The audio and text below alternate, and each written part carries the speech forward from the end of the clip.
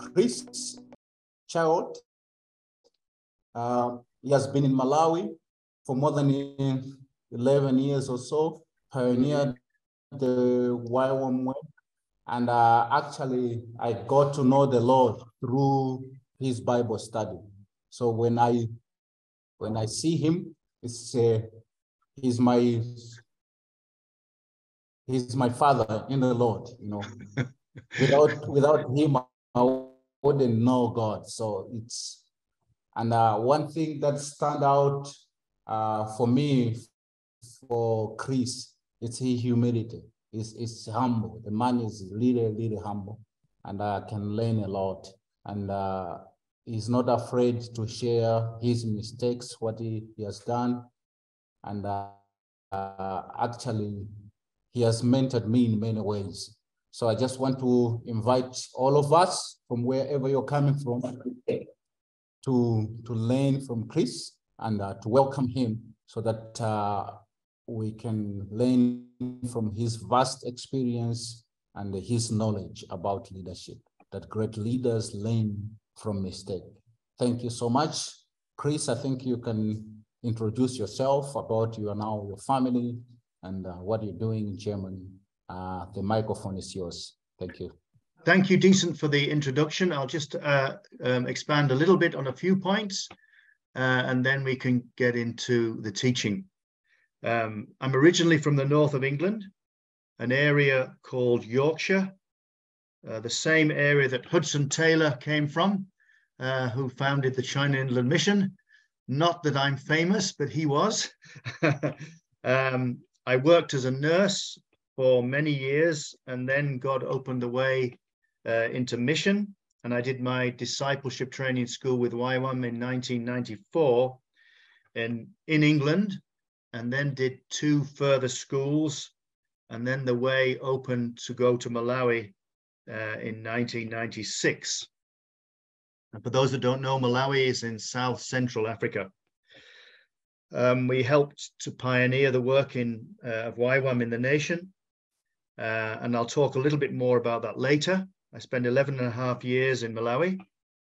And then we sensed that God was calling us back, or calling us to Europe. So I'm based in my wife's hometown in the south of Germany. And I'm involved in teaching on YWAM schools in different places in Germany, in Switzerland, or have been, and in France and England. And I'm still connected with Africa. I still teach in Malawi, and in the past in Madagascar and Mozambique. I'm involved in teaching in churches and youth groups at the moment.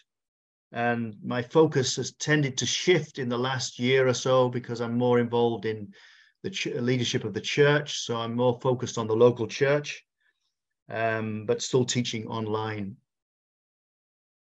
I got married late in life. I was 47 when I got married, and we have one son called David, and he's now 13, and he didn't come along till I was 51. So if you do the maths, that makes me 40. Well, I was never very good at Okay, so our topic is great leaders make mistakes. How are we going to handle our mistakes? And look at some key areas where many mistakes are often made. So look at some of those key areas as well, if you've got time. A child, when it's learning to walk or ride a bicycle, usually falls over or is unsteady on its feet and needs support. A good father or mother will not punish a child for not walking properly at this stage of its development. They expect the child to be imperfect. It's part of the process of becoming emotionally mature and skilled. God expects you to be imperfect. I didn't say he expects you to sin. There's a difference. Imperfections are the things that go wrong when our intentions and goals are good. Turning down a one-way street, going the wrong way, pouring salt into your coffee, thinking it's sugar. I was in Switzerland recently and forgot that it was the law to put your lights on all the time. But someone reminded me, which was good. So to sin is when we think and say and do things that are against God consciously or unconsciously. And mistakes can become sin if we hide them and are not honest. So God expects us to be imperfect. But the foundation for our growth is the perfection of Jesus. You could only reach maturity, personal perfection, as you stand on Christ's perfection, the righteousness of Jesus. So it's important to remember that that's our foundation. And our personal maturity, personal perfection, is coming out of the fact that we're standing on the perfection of Jesus. And not to forget that in the midst of our work and busyness, that's where our foundation really is. Let me tell a story to illustrate. I remember I was helping in a children's camp many years ago. And that day we'd gone to a center where there was a climbing wall. And these young kids were busy climbing this wall. And I thought, well, if they can do it, I can too. Now, I've never been good on heights. And so they roped me up and I started to climb the wall. And I got near to the top and I slipped and fell. But the rope held me, and that gave me a sense of security. And in turn, gave me the courage to get back on the wall, and I managed to reach the top. Are you all hearing me? Yep. The fact that I knew that the rope held me was very powerful, and without it, I would not have made it to the top. Remember, it's not your hold of God, but God's hold of you that matters. It's not dependent on you, but on God. The security is designed to give you courage and hope in the face of challenges, failures, and difficulties. So there's a confidence in the fact that I'm growing in maturity, but that it doesn't depend, my foundation doesn't depend on that. My foundation depends on the perfection of Jesus and what he did, not what I do. And that gives us the courage to persist in the face of challenges, failure, and difficulties. From very early on, we aimed to hand the work in Malawi on to Malawians, but it took longer than we thought, and we slowly gave more and more responsibility to the Malawian staff who led DTSs, discipleship training schools, and helped with the base leadership. Just before we left, we had to leave urgently as my brother was dying of cancer. So that kind of put pressure on us. We had to go. But we handed on the work to a team of 3 Malawians. But things didn't work out and the leadership collapsed. The work had to be re-pioneered by someone else, and it's doing well, multiplying more than it ever did before. So with God, nothing is wasted. And remember the miracle of the 5 loaves and 2 fishes. They fed the 5,000, and then afterwards the disciples picked up 12 baskets of leftover pieces. That's in Luke chapter 9, verse 12 to 17. God is not in the business of throwing things away. God recycles what is broken. One of those leaders that was involved in that team came back and is now a pillar on the founding base leadership team. Another one is now working with his wife in another African country amongst Muslims.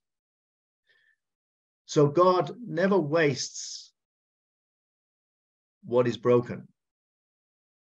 He always is able to restore and recycle. And failure becomes an opportunity to grow.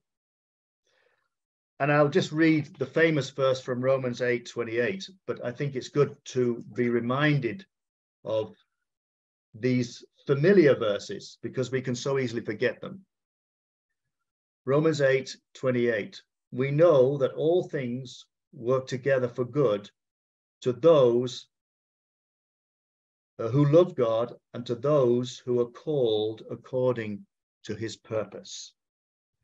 So we emphasize all things work together for good to those that love God, not just some things, but all things.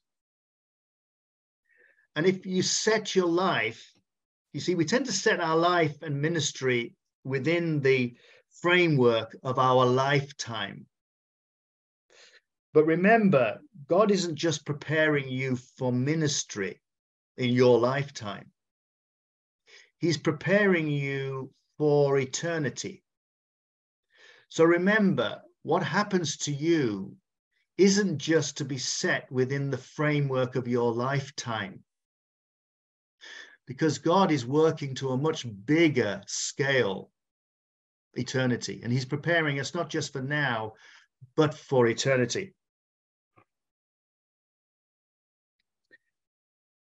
Also in Romans chapter 8, verse 31, it tells us, if God be for us, who can be against us? Now, if we think of our life and our circumstances, we can think of many things that are against us, or at least probably. Circumstances, people, maybe, the devil, whatever. But it says, if God be for us, who can be against us? In other words, yes, things are against us. But remember, if God is for you, the things that are against you are also for you. And it's important to keep that in mind. If God be for you, who can be against you? Yes, things are against you, but those things that are against you are for you if God is for you. And he is for you if you're following him.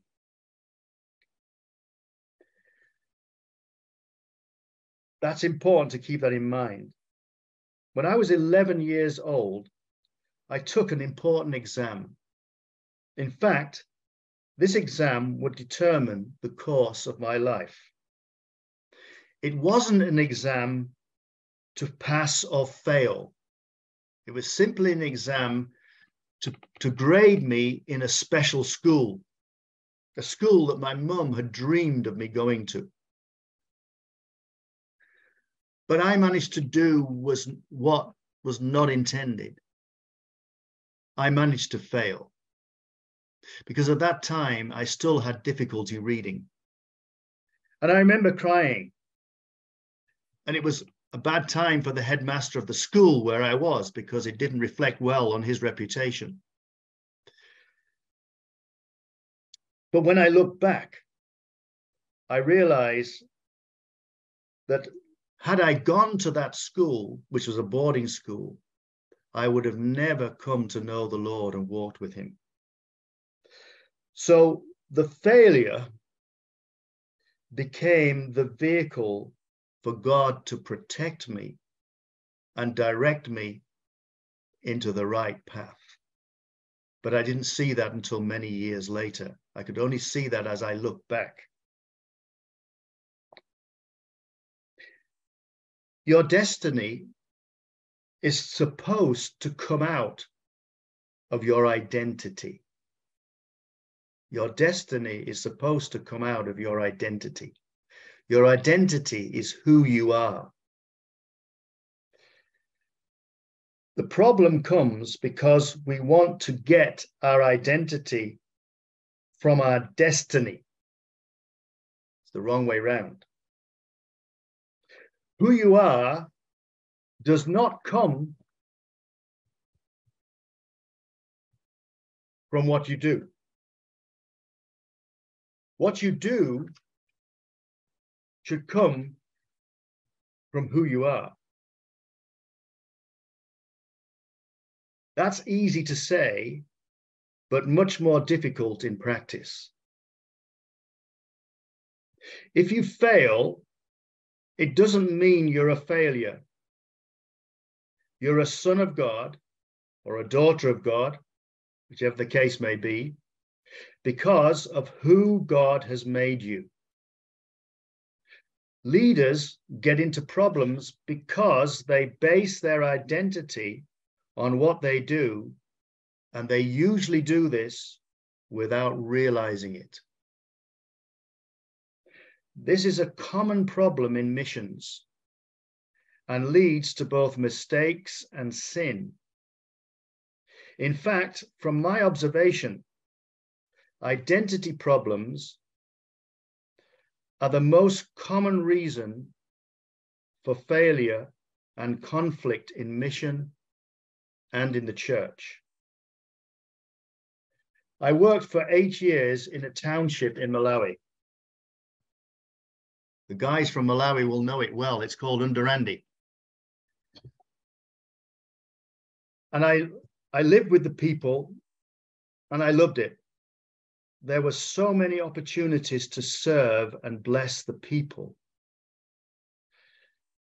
And the depression that I'd often experienced in life lifted in the context of this township. But what was happening? Why did I love to be with the people? Well, after I got married and moved out of the township, my wife made an interesting comment. She said, "You needed to be needed." The fact that I could give so much to those people gave me a sense of identity. So in some ways, I was giving in order to get. I had a deficit inside that I was not aware of, and only came to light when someone near to me had the courage to tell me. Now, let me give you another example, and then we can talk about how to deal with it. I remember hearing about a mission team that came to a certain country in Africa, and they wanted to plant a church in a certain unreached people group. And they wanted to be the first missionaries to do it.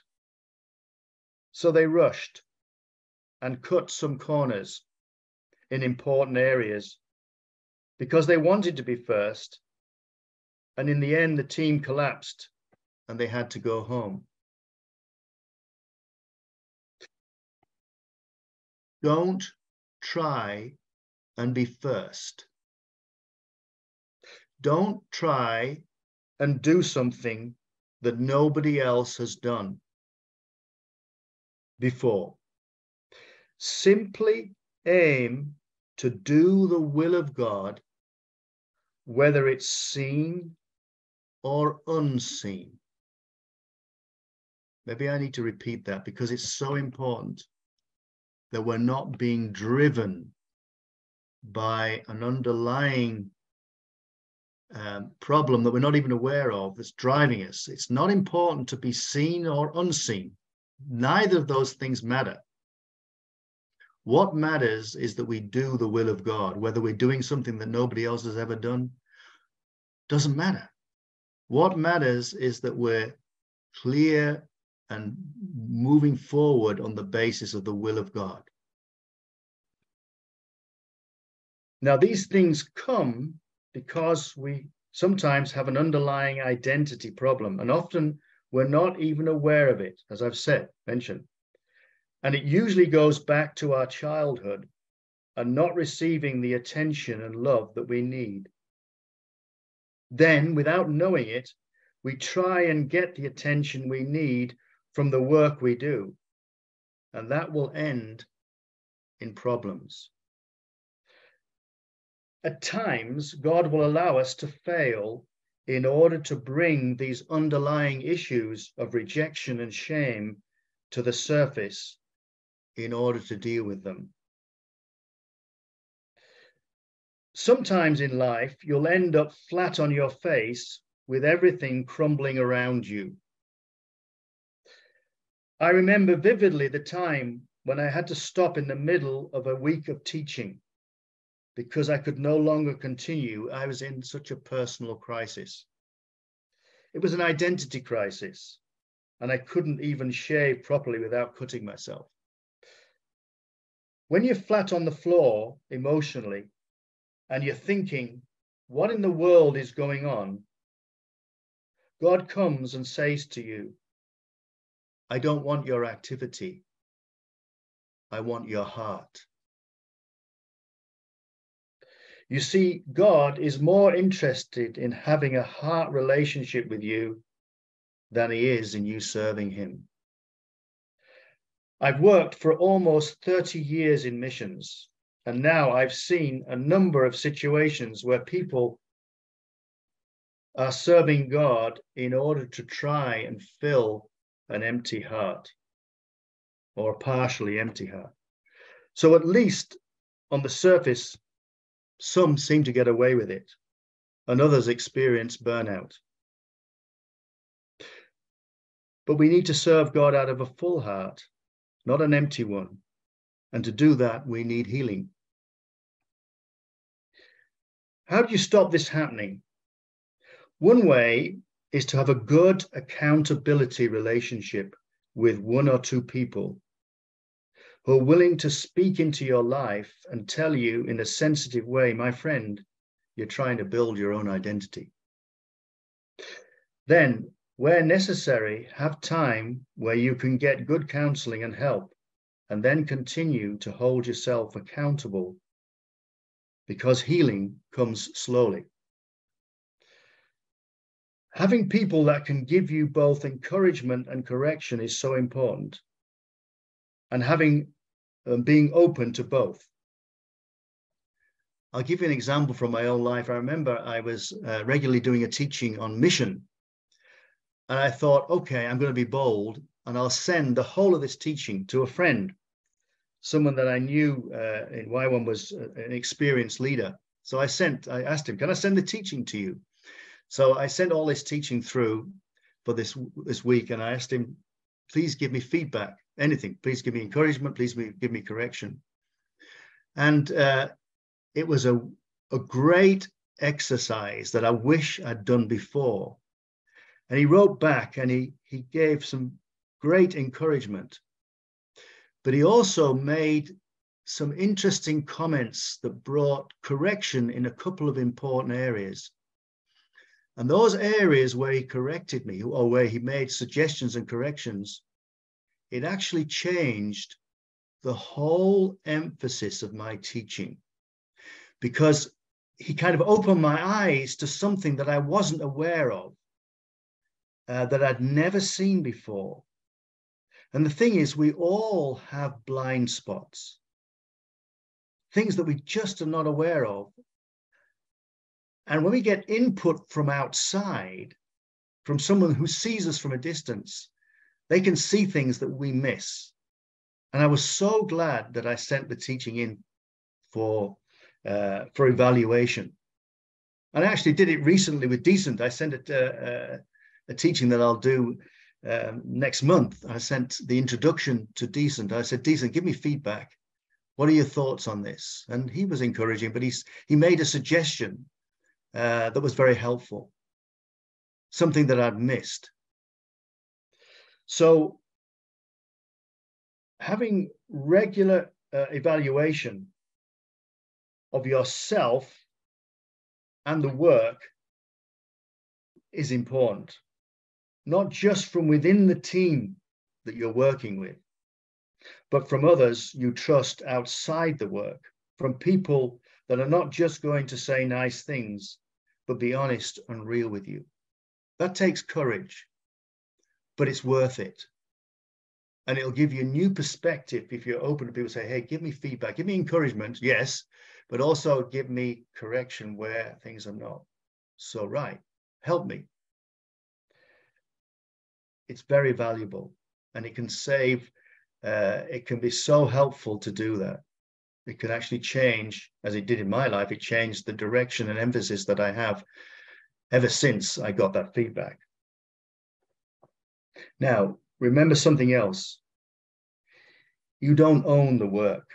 It's not your work.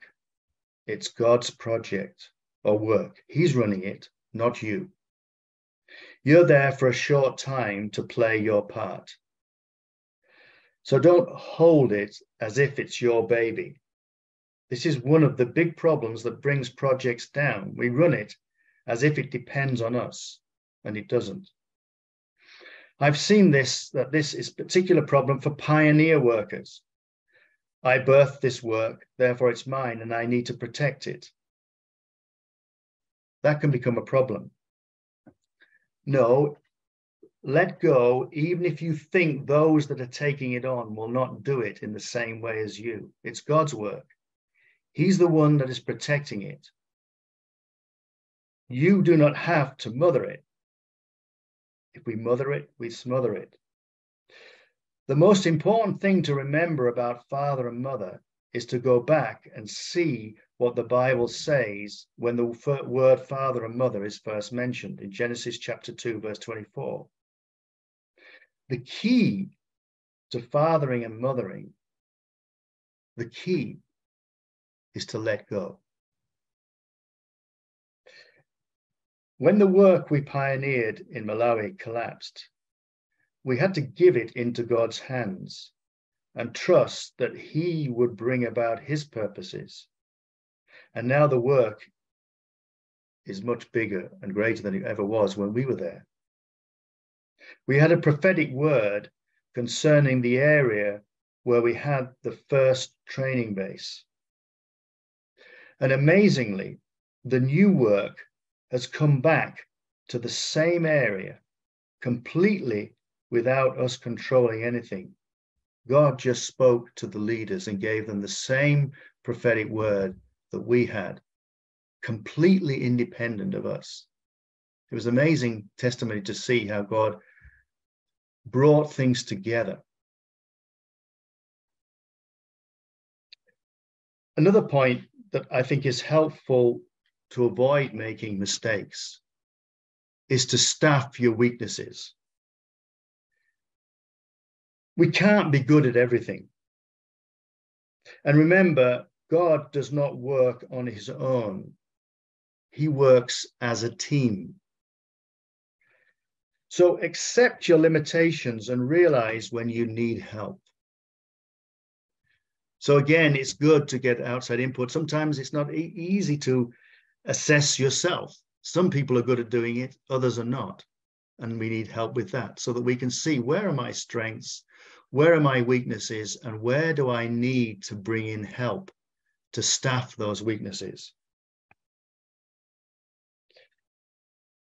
And remember, the aim of your work is not to become famous, but to make Jesus famous. Keep that in mind. It's not to become famous. It's to make Jesus famous. Don't glory in your work. You know, now, when I was in Malawi, and not everybody gets the same way of doing it. God's a God of variety. Okay, but God spoke to me. He said, I want you to remain hidden. Now, that's not for everybody. So I didn't go out of my way when people came to the township where I live and they wanted to write newspaper reports on what we were doing. But I said, no. I just felt God told me, stay hidden. Now, that's not for everybody, but I felt, and that became a theme for the work, just to stay hidden. We don't want everybody to know what we're doing. And it was powerful to keep it hidden. And that's not for every person. But it opened many doors, not because we looked for advertising, but we just Said, okay, Lord, will you connect us? In fact, every connection that I have, all the teaching opportunities over the last 20 years have all come through relationship connections. Starting in Switzerland, when I started teaching Switzerland, then contact came with Germany. And then through Switzerland, a contact came to Madagascar and so on. And it's amazing to see the connections that God gave through these relationship contacts. So Paul said, I glory.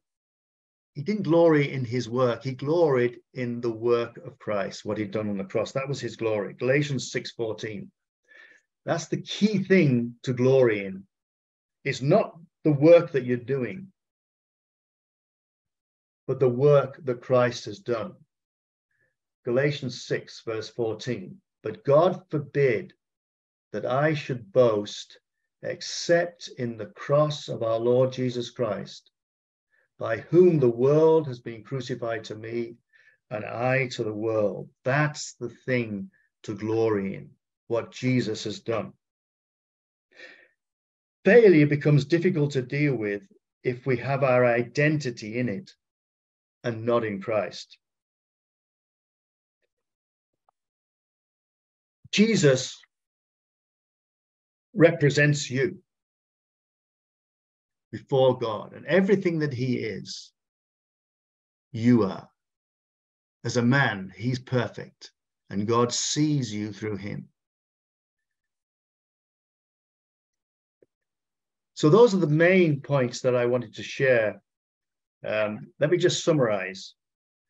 God expects you to be imperfect. Your foundation for growth is the perfection of Jesus. Remember, it's not your hold of God, but God's hold of you that matters.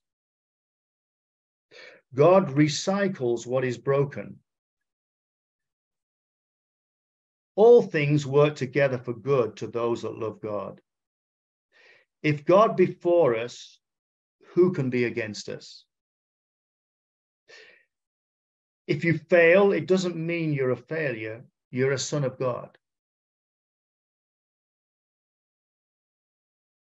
What you do comes from who you are or should do. Aim to do the will of God, whether it's seen or unseen. And I think a very important point is God is more interested in having a heart relationship with you than he is in you serving him. Have a good accountability relationship with one or two people who are willing to speak into your life. You don't own the work.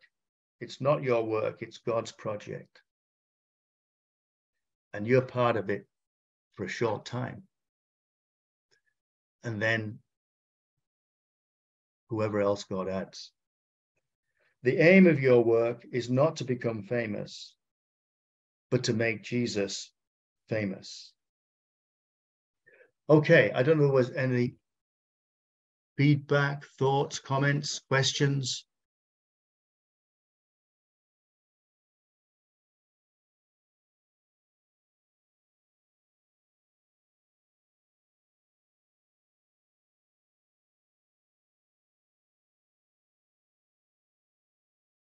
Thank you, Mr. Mwana, for your teaching. That's my Malawian name, Mr. Mwana. Yeah. Sorry. Yeah, Chris Child.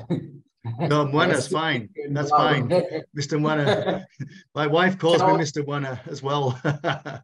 Child means Mwana in my language. So it's Mr. Mwana. Okay, so thank you for the teaching. I just wanted to ask if you can expound a little bit more about teamwork. You say God is not alone, he works in a team. So what is the practical implication for us learning the projects and wanting to do the projects as leaders? What can we learn from that? Okay. Well, I think the important thing is that God is not a loner. So usually God doesn't send people on their own. There are exceptions to that. And God sent the disciples out 2 by 2 because there's protection in that. And as I said, you can staff your weaknesses. You don't have all the gifts that you need. And God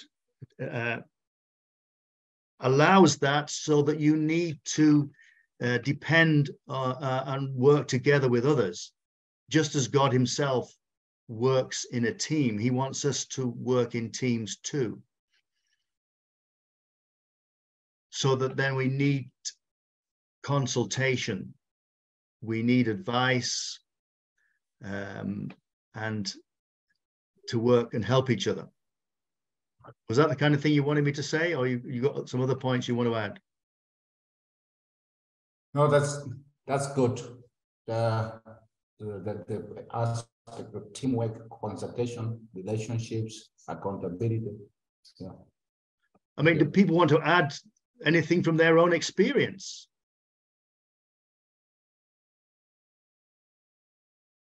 Yeah. If you'd like to add something or to ask some questions, the microphone is open. Or share an example from your own experience. Because I'm sure we've got people with quite a lot of experience on the who are listening as well. Oh, thank you, sir. It's been a great insight provided by your delivery. Personally, I appreciate it, and I want to say thank you. My question will be, what are the key things you want to look out for in those people that are participating on your team? What would be like the skills or the virtue, or what are the common things you would like to suggest that if people are going to be on your team, what should you expect? And if they don't have it, is it possible to equip them, to train them? But the key elements. Thank you. Okay, I mean, maybe we could work as a, people could contribute here. The first thing that comes to my mind is that the most important thing above skill and ability to look for is character. Because some people are very gifted in their skills and get appointed to a position because of their skill, but they lack character. So that's a mistake I made. I sometimes grabbed people because they were very skilled and very gifted, but forgot about the character element. And then things went bad later when the issues came up that we hadn't addressed in the area of character. So yes, that's the first thing I would look at. Not allow the skill element to dominate. Of course, we do want to be people of the right skill, but we need the people of the right character. What's their attitude like to work? Their attitude, not just their performance, their attitude is important. So I'll be looking at that, as well as looking at the right skill mix. I'm not so good at doing the skill mix. I need to bring other people on to help me because I'm not so perceptive. So I've got a weakness there. So I'd bring other people in to help me look at what are the right people to get on the team. So that's, anybody else want to contribute to this? Because I'm sure that other people can add, can contribute. Anybody else want to add to that? Please, I know that people have got experience. Who would like to add?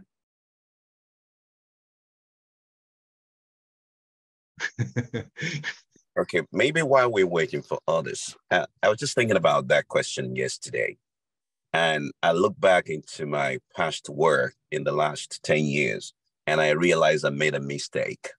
I appointed someone on the board because there was pressure. I was told that we don't have enough men to be on the board, but this man would stand. But I had question with his character, his attitude.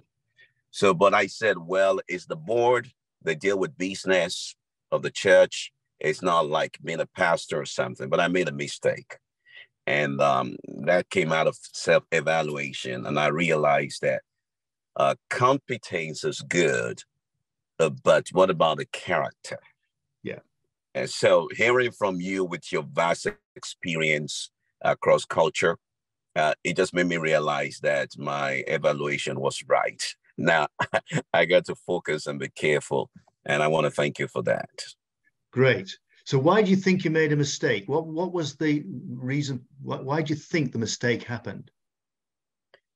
Well, a couple of reasons. Number one, we have very few men in church at that time. So because the tradition should be not the people on the board, they shouldn't be just me and women only. That is not a good reflection of the church. Maybe I could have waited for a year or 6 months because there were potentials. There were people who could readily come in later and be on the board. So I made a mistake because I listened to one of our leaders who kept saying, put this guy there. But when he mentioned that if I don't put him there, maybe I'm insecure or I'm proud. And I said, no, but I have my reason for not wanting to put him on the board. So eventually I succumbed. A little bit more of patience from my side and resisting the pressure will have helped me out. Okay. You know? So then there's a lesson of not allowing pressure. It's not easy, but pressure can be, expectations and pressure can lead, that can be a real one that pulls us down. We're the expectations and pressures. Mm-hmm. Thank you. That's very helpful to have asked that question and shared your experience. Thank you. Thank you. Great. Yeah, just looking at the other aspect of Dan's question was, can you train the people that you put in the team? I would say, we'll go back to the understanding that leaders, they are not born, they are made. So you can make leaders, you can train them in the things that you want them to do and to perform. But as Chris has said, the foundation should be the character.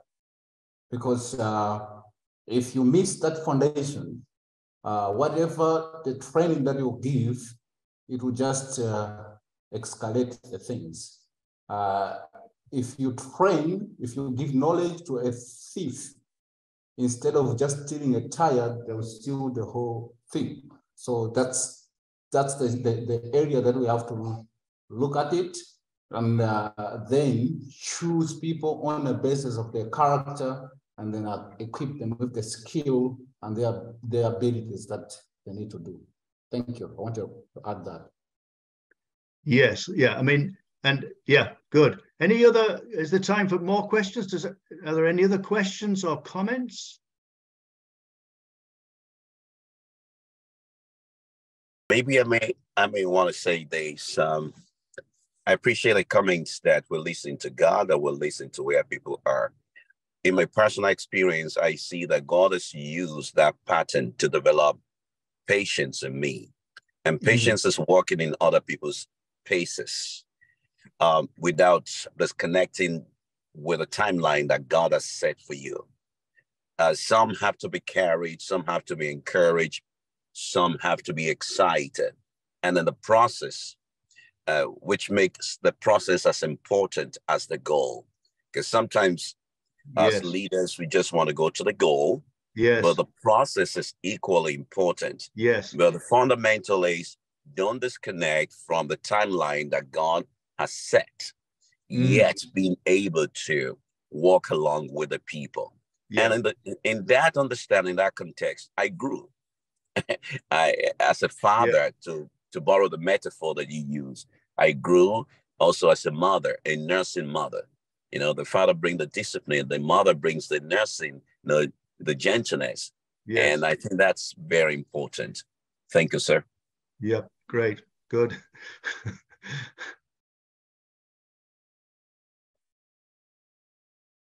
Anybody else?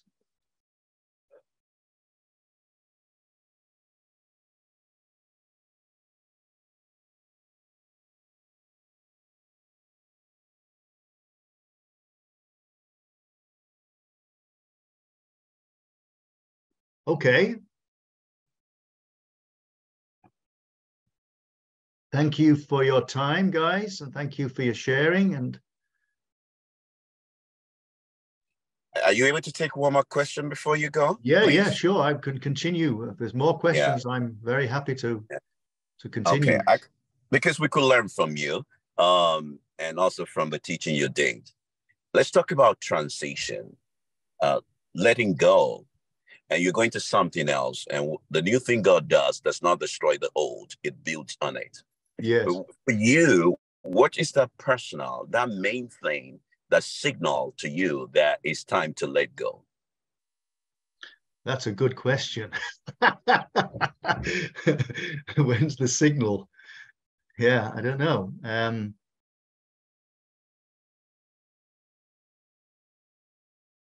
That's a good question. Maybe we could do a collective on this.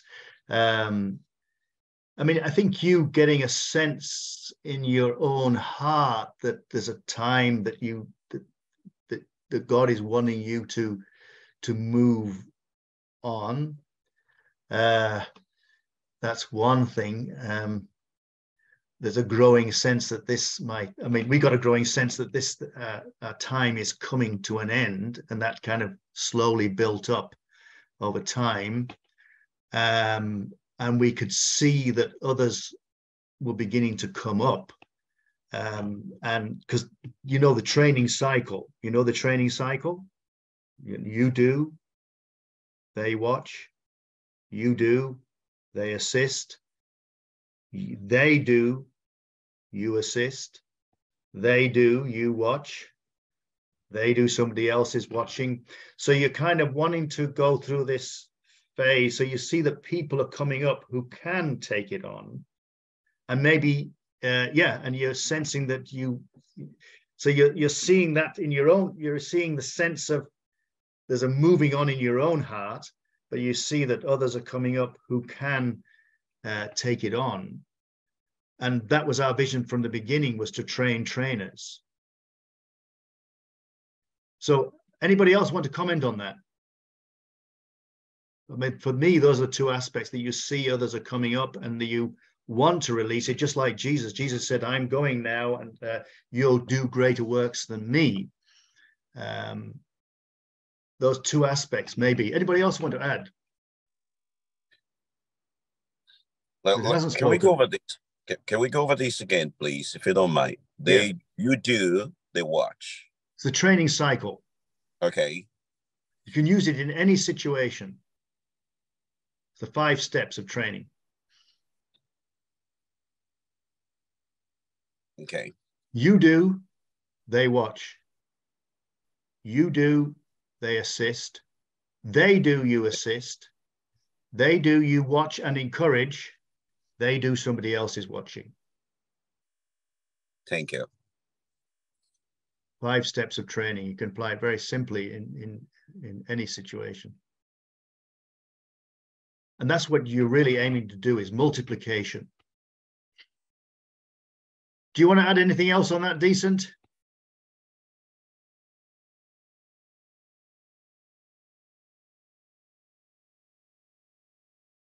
No, I think it's fine. I just wanted to make sure that you repeat that, the training cycle. So you did already, if I could open the microphone. Yeah. That's the theme. One of the themes in our church at the moment is the multiplication cycle, so that everybody gets a vision to multiply themselves. If everybody gets that vision, the work could spread very fast.